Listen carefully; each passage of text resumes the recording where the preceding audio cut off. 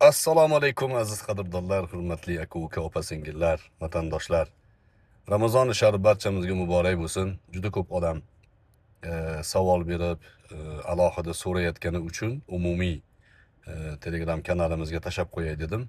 Do'stlar, Ramazon sharifni ro'zasi har bir diyorni o'zining muftiysini fatvosi bilan tutilaveradi.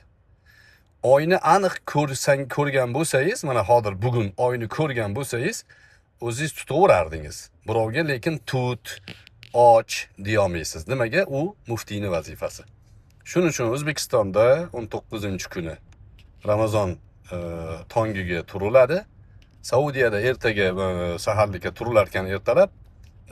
Bu turli xillikni fiqhiy ma'noda javobi bor. O'shaning uchun har kim o'zining diyorini muftiysini fatvosiga ergashgani ma'qul. Biz 19-dan tutishni boshlaymiz. Muborak